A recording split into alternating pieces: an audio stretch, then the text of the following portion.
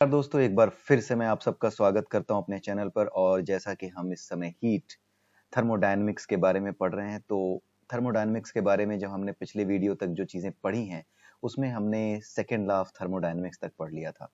अब हम आगे बढ़ेंगे। आज के जो टॉपिक्स हैं वो मैंने पहले ही लिख दिए हैं। तो आज का जो सबसे पहला टॉपिक है वो है थर्ड लॉ ऑफ थर्मोडायनेमिक्स। सबसे पहले हम देखेंगे कि थर्मोडायनेमिक्स का जो थर्ड लॉ है वो क्या कहता है। उसके बाद हम देखेंगे कि किस तरीके से ट्रांसमिशन ऑफ हीट होता है। ठीक है, हमारे पास तीन स्टेट्स होती हैं, सॉलिड, लिक्विड और गैस। ठीक है, तो इन तीनों में किस तरीके से हीट का ट्रांसमिशन होता है, किस तरीके से हीट ट्रांसफर होती है इन मीडियम्स में, इन मैटर्स के थ्रू, उसके बारे में हम देखेंगे कि सॉलिड में किस तरीके से हीट ट्रांसफर होती है, किस तरह से कोई सॉलिड गर्म होता है, किस तरीके से कोई लिक्विड गर्म होता है, जैसे दूध है, पानी है। और गैस, उसके बारे में भी हम देखेंगे कि किस तरीके से गैस गर्म होती है। और उसके बाद हम एक इम्पॉर्टेंट टॉपिक देखेंगे जिसका नाम है Newton's law of heat loss rate. ये लॉ ये बताता है हमें कि किस तरीके से कोई चीज ठंडी होती है। कोई चीज अगर ठंडी हो रही है तो उसके रेट ऑफ जो कूलिंग है वो क्या होगी, मतलब वो किस रेट से ठंडा होगा। शुरुआत में अगर कोई चीज गर्म है तो जब वो ठंडी होने शुरू होती है तो क्या वो रेट ऑफ जो कूलिंग है वो इक्वली रहती है through out the process, right. क्योंकि आपको पता है कि कोई भी चीज तब तक ठंडी होती है अगर गर्म है जब तक कि उसका टेम्परेचर जो एटमॉस्फेरिक टेम्परेचर है उसके बराबर नहीं हो जाता।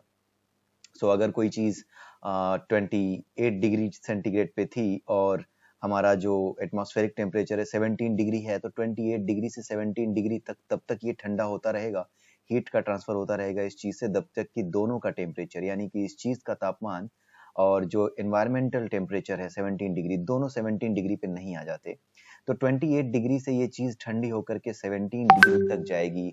तो जब ये 28 डिग्री सेंटीग्रेड से 17 डिग्री सेंटीग्रेड तक जा रही होगी, तो क्या ये जब 28 से 25 आएगी, तो जिस रेट से 28 से 25 आई है, या फिर ये कह लीजिए कि जितने टाइम में ये 28 से 25 आ गई थी, क्या उतने ही टाइम में ये 25 से 22 जाएगी या 22 से 17 जाएगी। तो क्या रेट ऑफ जो कूलिंग है, यानी जो टाइम लगता है एक टेम्परेचर से लोअर टेम्परेचर तक आने में, क्योंकि भाई सीधे 28 से ये 17 नहीं हो जाएगी, ये 28 से पहले गिरेगी, 25 आएगी, फिर 21, 22। तो क्या ये इक्वल टाइम में इक्वल कूलिंग होती है? 28 से जितना टाइम लगा 25 आने में, क्या उतना ही टाइम 25 से 22 आने में लगेगा, राइट।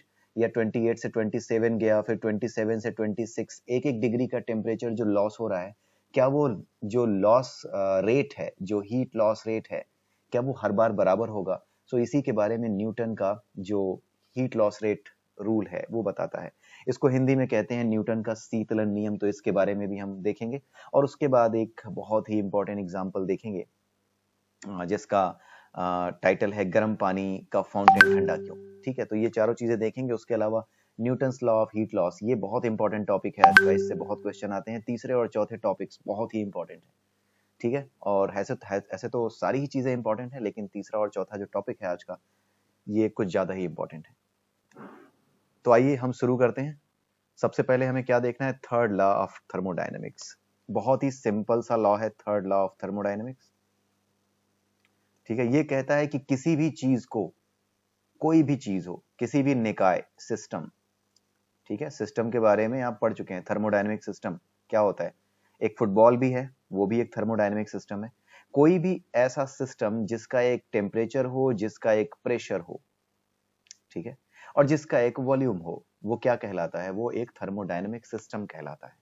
सो कोई भी थर्मोडायनेमिक सिस्टम हो, उसके टेम्परेचर को कभी भी एब्सोल्यूट जीरो पे, यानी कि परम शून्य पे नहीं लाया जा सकता। Absolute zero not possible. ठीक है, किसी भी कीमत पर एब्सोल्यूट जीरो टेम्परेचर कभी भी नहीं पाया जा सकता, नहीं हम ला सकते किसी भी सिस्टम के लिए या किसी भी पदार्थ के लिए। सिस्टम, थर्मोडायनेमिक सिस्टम, इसको हिंदी में कहते हैं निकाय। ठीक है, हिंदी वाले भी देख लें, हिंदी में इसको कहते हैं निकाय। और कोई अगर पदार्थ है, कोई मैटर है जो कि ठंडा हो रहा है, सॉरी, कोई जिसको हमें ठंडा करना है, उसको कभी भी हम एब्सोल्यूट जीरो टेम्परेचर तक नहीं ले जा सकते। ठीक है, एब्सोल्यूट जीरो टेम्परेचर होता कितना है ये आप मुझे कमेंट करके बताइएगा। उसके अलावा एक चीज अभी रिसेंटली जो पास्ट फ्यू इयर्स में कुछ जो एक्सपेरिमेंट किए गए उसके अकॉर्डिंग किसी भी चीज के टेम्परेचर को ना 10⁻⁻18 डिग्री सेंटीग्रेड तक मिनिमम, ठीक है, इतनी मिनिमम टेम्परेचर तक ही ला पाए, इससे नीचे के टेम्परेचर पे नहीं ला पाया कोई भी। तो यही जो 10⁻⁻18 डिग्री टेम्परेचर है, ये क्रायोजेनिक मेथड से लाया गया। क्रायोजेनिक मेथड्स के बारे में हम आगे किसी वीडियो में पढ़ेंगे। तो क्रायोजेनिक मेथड से टेम्परेचर, इसको बस इतना समझ लीजिए कि क्रायोजेनिक मेथड एक ऐसा मेथड होता है जिसके जरिए किसी भी चीज के टेम्परेचर को हम बहुत ज्यादा नीचे गिराते हैं, ठीक है। तो कैसे गिराते हैं इसके बारे में हम किसी और वीडियो में देखेंगे, लेकिन इसके द्वारा भी टेम्परेचर को अधिक से अधिक 10⁻⁻18 डिग्री सेंटीग्रेड तक ही मिनिमम गिराया जा सका, इससे नीचे हम इसको नहीं ला पाए, ठीक है। तो ये जो है मिनिमम टेम्परेचर है जिसको अचीव किया जा सका है, ये जो है आपके एब्सोल्यूट जीरो के काफी नजदीक है, बट एब्सोल्यूट जीरो नहीं है। ये एब्सोल्यूट जीरो नहीं है बट नजदीक है, नियर अबाउट है, ठीक है। सो ये चीज होती है, ये नियम है इसका, थर्ड लॉ ऑफ थर्मोडायनेमिक्स की एब्सोल्यूट जीरो पाना असंभव है। तो एब्सोल्यूट जीरो एक ऐसा आदर्श तापमान है या फिर ये कह लीजिए कि आइडियल टेम्परेचर है जिसको पाया नहीं जा सकता, एक ऐसा आइडियल टेम्परेचर है जिसे प्राप्त नहीं किया जा सकता। ये third law of thermodynamics. I hope कि आपको ये समझ में आ गया होगा। ये पूछा जाता है कि which one of the below is the third law of thermodynamics, तो वहां पर आप इसको मेंशन कर सकते हैं। नाउ लेट्स सी कि ट्रांसमिशन ऑफ हीट कैसे होता है। दूसरा टॉपिक जो आज का था, ट्रांसमिशन ऑफ हीट। हिंदी में इसको कहते हैं ऊष्मा का जो हमारा स्थानांतरण है, ठीक है, किस तरह से ऊष्मा एक जगह से दूसरी जगह जाती है उसके बारे में हम देखेंगे। ट्रांसमिशन ऑफ हीट, हिंदी में इसको कहते हैं ऊष्मा का स्थानांतरण, ठीक है। सो सबसे पहला जो मेथड है ऊष्मा स्थानांतरण का वो है कंडक्शन। कंडक्शन जो है सॉलिड्स में होता है। सॉलिड्स आपको पता है मॉलिक्यूल्स इसमें होते हैं, अणुओं से बने होते हैं, मॉलिक्यूल्स से, ठीक है, इंग्लिश में मॉलिक्यूल्स कहते हैं। मॉलिक्यूल से बने होते हैं। होता क्या है कि जब हम किसी सॉलिड को गर्म करते हैं, सपोज करो ये हमारा तार है कोई, या कोई सॉलिड मेटल का कोई एक मोटा सा मेटल है, एक कोई पाइप है, ठीक है, सॉलिड पाइप है। पाइप क्या कह सकते हैं आप इसको, एक सॉलिड बेलन टाइप कह सकते हैं, सॉलिड सिलेंडर कह सकते हैं। सो इसमें क्या हो रहा है कि आप जब इसको गर्म करते हो तो इसमें सारे के सारे मॉलिक्यूल्स जो हैं आपके एक दूसरे से सटे हुए हैं, नजदीक होते हैं मॉलिक्यूल्स, राइट।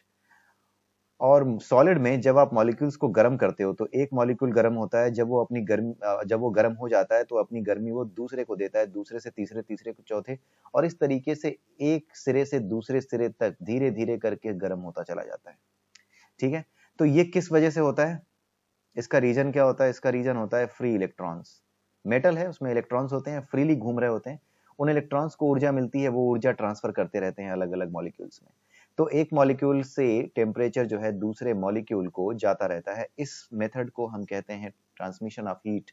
जिस मेथड से होती है इसको हम कहते हैं कंडक्शन, हिंदी में इसको कहते हैं चालन, ठीक है।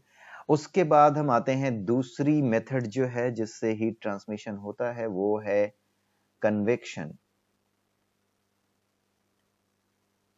हिंदी में इसको कहते हैं संवहन। ये क्या होता है? एक जो है लिक्विड, आप एज्यूम करिए ये पानी भरा हुआ है, ठीक है। जब आप इसमें पानी भर दे रहे हो, या मान लीजिए ये एक कटोरा है जिसमें मिल्क आप गर्म कर रहे हो, ठीक है, नीचे ये बर्नर लगा हुआ है, आप गर्म कर रहे हो।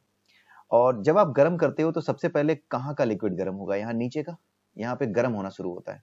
जब गर्म होना शुरू होता है, आपको पता है कि जब गर्मी बढ़ती है तो जो मॉलिक्यूल्स हैं उनके बीच की दूरी भी क्या होगी? बढ़ेगी। मॉलिक्यूल्स के बीच की दूरी बढ़ेगी, ठीक है। जब मॉलिक्यूल्स के बीच की दूरी बढ़ेगी तो मॉलिक्यूल्स यहाँ पे क्या होंगे? दूर दूर होते चले जाएंगे, ठीक है। तो जब ये दूर दूर होते चले जाएंगे तो ऊपर के जो मॉलिक्यूल्स हैं जो कि नजदीक हैं, वो क्या करेंगे? वो इसकी जगह लेंगे, ठीक है, ये जो दूर दूर हो रहे हैं ये भाग रहे हैं। इसीलिए जब आप दूध गर्म करते हो तो ऊपर का दूध भले ही आपको गर्म लग रहा हो, लेकिन भीतर से ये ठंडा बना रहता है, क्योंकि ये जो ठंडा वाला दूध है ना वो लगातार नीचे आता रहता है। और ये प्रोसेस तब तक चलता रहता है जब तक कि पूरे के पूरे मिल्क का या पूरे के पूरे पानी का टेम्परेचर एक जैसा ना हो जाए। तो सिंपल सा प्रिंसिपल ये है कि जब आप गर्म करते हो तो मॉलिक्यूल्स के बीच की दूरी, यहाँ जो नीचे है मॉलिक्यूल्स, इनके बीच की दूरी बढ़ती है, जिससे इनके बीच में जगह बनती है। यहाँ पे जगह बन जाती है क्योंकि मॉलिक्यूल्स दूर हट गए। तो जब जगह बनती है तो उस जगह को लेने के लिए कोई ना कोई आएगा। यही प्रकृति का नियम है। तो यहाँ पे जो ऊपर मॉलिक्यूल्स हैं जो कि ज्यादा हैं वो नीचे की ओर आने लगते हैं, और नीचे वाले मॉलिक्यूल्स जो गर्म हो चुके हैं अब वो ऊपर उठने लगते हैं। जब ये ऊपर उठते हैं तो ऊपर का जो लिक्विड है, मिल्क है या पानी है, वो गर्म महसूस होता है और नीचे ठंडा महसूस होता है। और ये प्रक्रिया तब तक चलती रहती है, ये ठंडा वाला नीचे आता है, ये गर्म होता है, फिर ये ऊपर उठता है। इस तरीके से ये पूरी की पूरी कन्वेक्शन करंट बन जाती है, ऊपर से लेके नीचे तक मॉलिक्यूल्स का आना जाना। इसी को क्या कहते हैं? कन्वेक्शन करंट कहते हैं, संवहन धाराएं कहते हैं हिंदी में।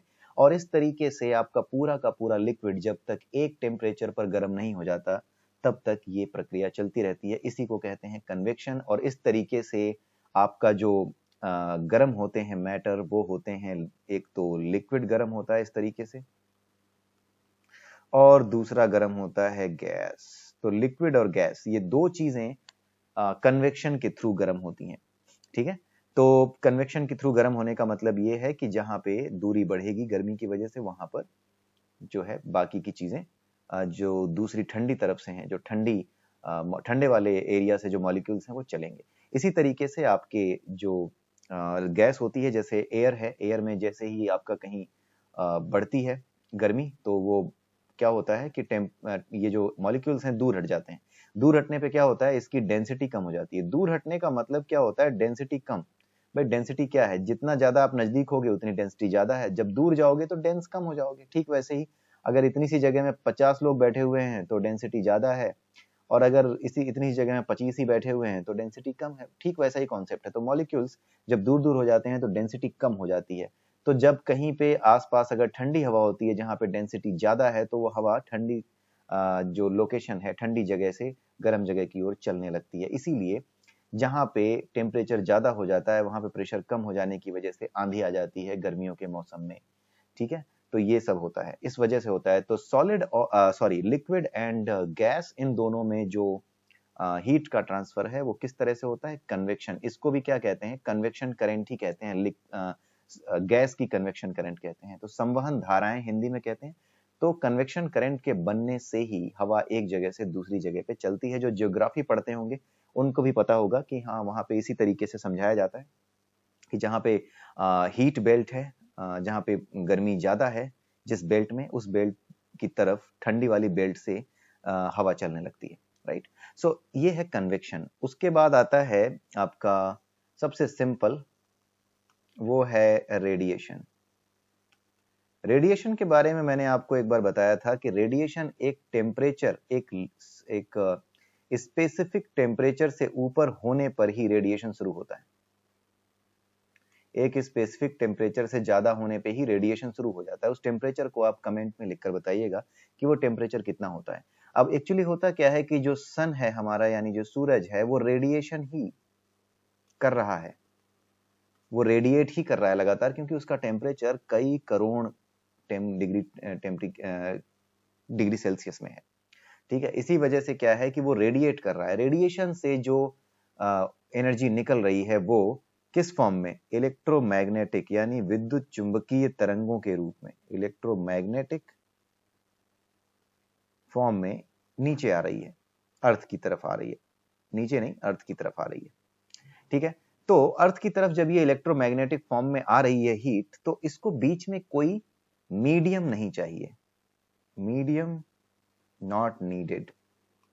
ठीक है, इसको मीडियम नहीं चाहिए। सबसे इंपॉर्टेंट चीज यही है कि रेडिएशन में ऊष्मा को, यानी कि हीट को एक जगह से दूसरी जगह जाने के लिए किसी मीडियम की जरूरत नहीं होती।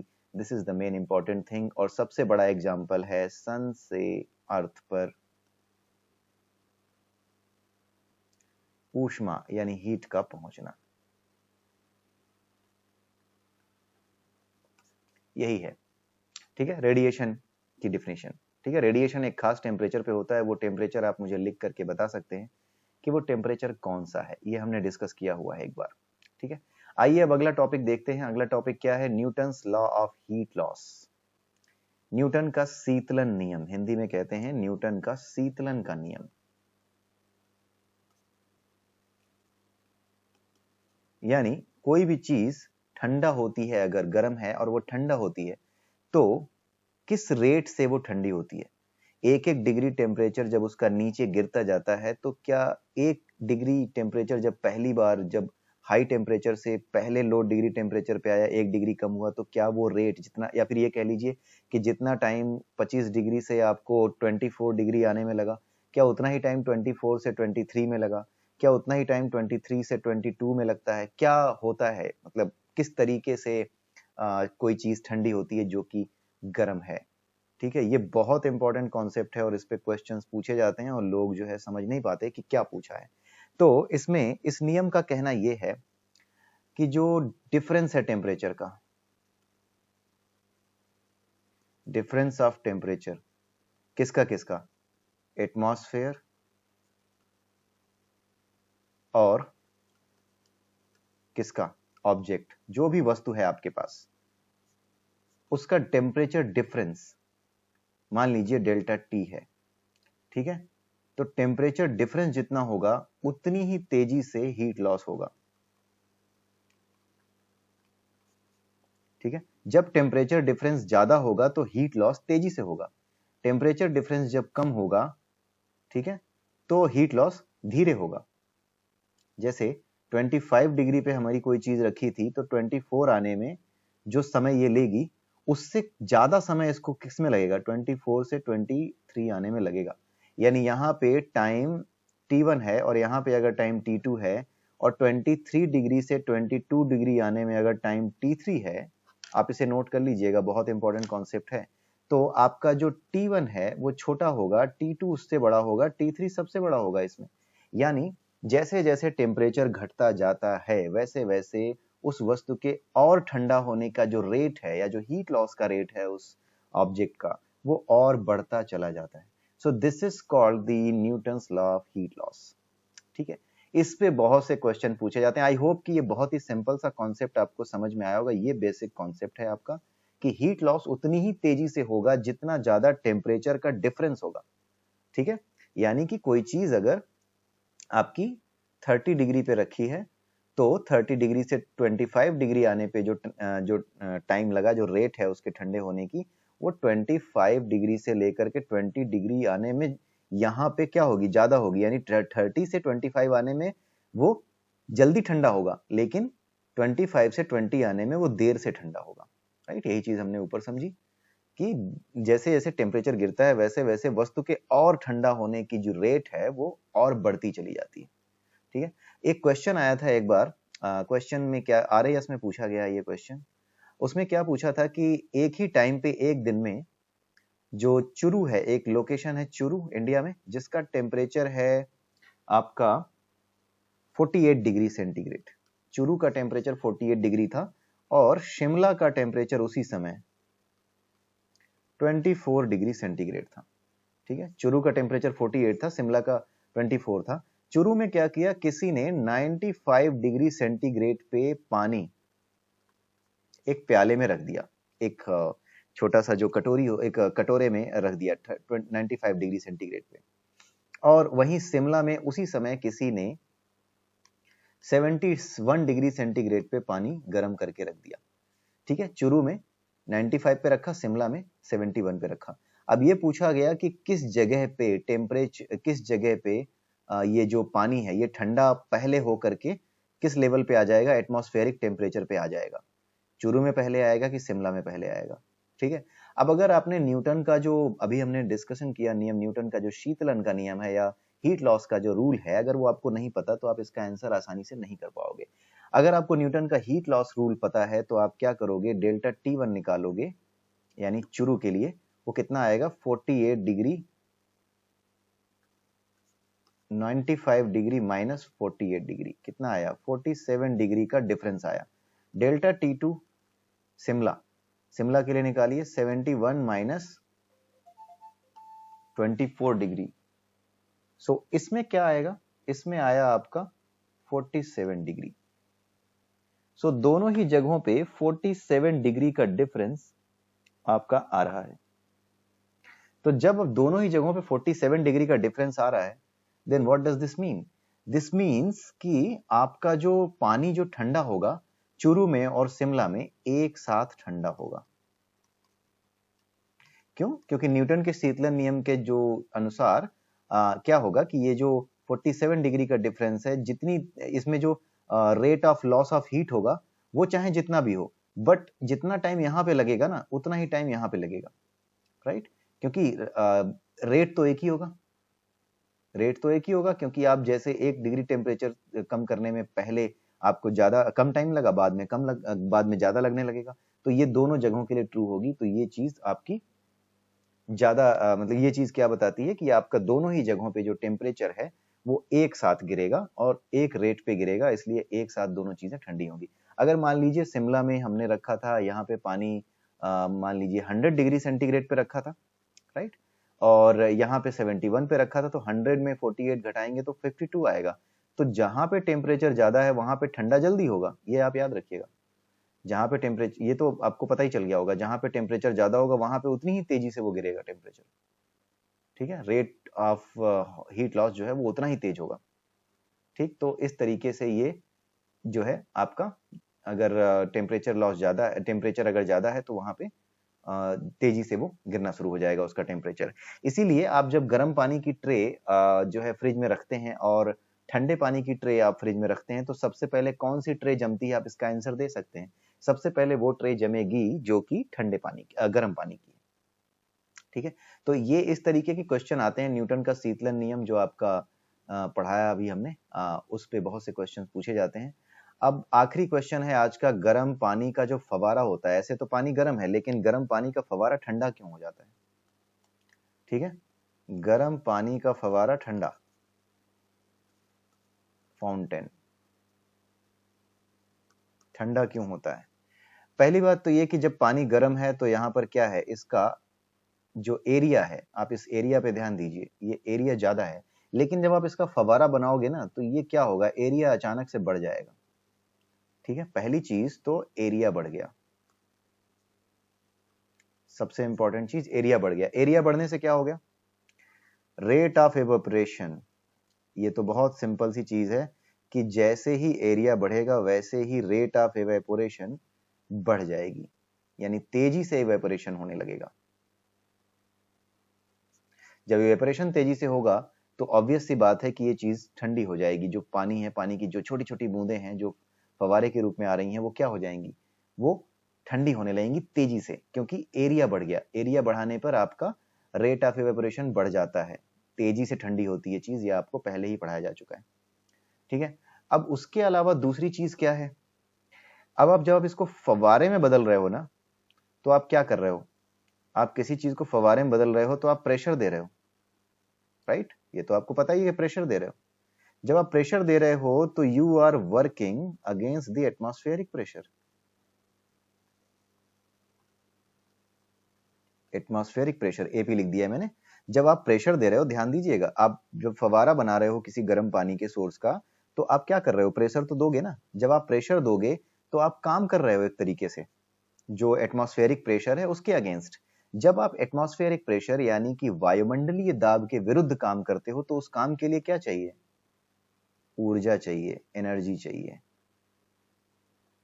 और ये एनर्जी कहां से आती है, इंटरनल एनर्जी के बारे में हमने पिछले वीडियोस में पढ़ा है। ये एनर्जी हमारी इंटरनल एनर्जी से आती है, इंटरनल एनर्जी ऑफ लिक्विड से आती है। जिस लिक्विड को आप फवारा बना रहे हो उसी से आती है, पानी है तो पानी होगा, ठीक है। तो इंटरनल एनर्जी ऑफ लिक्विड से ये ऊर्जा मिलती है। जब इंटरनल एनर्जी ऑफ लिक्विड से ये ऊर्जा मिलेगी, यानी इंटरनल एनर्जी ऑफ लिक्विड कम हो जाएगी। भाई energy, internal energy of liquid यानी कि द्रव की आंतरिक ऊर्जा हमने ले ली। जब हमने द्रव की आंतरिक ऊर्जा ले ली तो द्रव की आंतरिक ऊर्जा किस किस चीज को बढ़ाती है, इंटरनल एनर्जी जो है वो तापमान पर निर्भर करती है। तापमान उस पर निर्भर करता है, तापमान इस पर निर्भर करता है। यानी इंटरनल एनर्जी कम होगी तो तापमान भी कम हो जाएगा।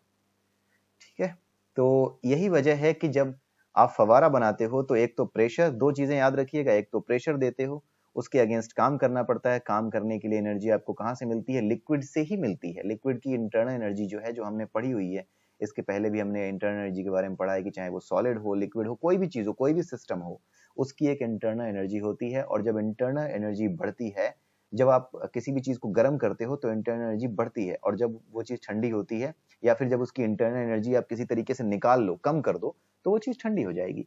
तो एक तो प्रेशर जो कि दिया जाता है, जहां पे आपको वर्क करना पड़ता है अगेंस्ट द एटमॉस्फेरिक प्रेशर, उसके लिए जो एनर्जी निकलती है वो टेम्परेचर को नीचे गिरा देती है। उसके अलावा आप जब आप प्रेशर से इसको एक फाउंटेन बनाते हो तो उस फाउंटेन का एक सर्टेन साइज होता है, ये जो एरिया है ये बढ़ जाता है। इस एरिया के बढ़ जाने की वजह से क्या होता है कि आपका रेट ऑफ एवेपोरेशन भी बढ़ जाता है, और जिससे ये चीज ठंडी हो जाती है। गर्म पानी का फवारा ठंडा हो जाता है। तो आज के लिए यही चारों टॉपिक थे। अगले वीडियो में हम फिर नए टॉपिक के साथ मिलेंगे। ये सारे के सारे टॉपिक्स बड़े इंपॉर्टेंट हैं। अगर आप इनको पढ़ते जाएंगे देन यू विल फाइंड कि आप एग्जामिनेशंस में या कोई भी एग्जामिनेशन में आप बैठते हो, आप साइंस से रिलेटेड क्वेश्चंस बहुत ही आसानी से सॉल्व करने लगोगे। सो आज के लिए इतना ही। प्लीज मेरे वीडियोस को शेयर कीजिए, लाइक कीजिए, सब्सक्राइब करिए मेरे चैनल को, और अगले वीडियो में फिर मिलते हैं। तब तक के लिए have a nice day and bye bye.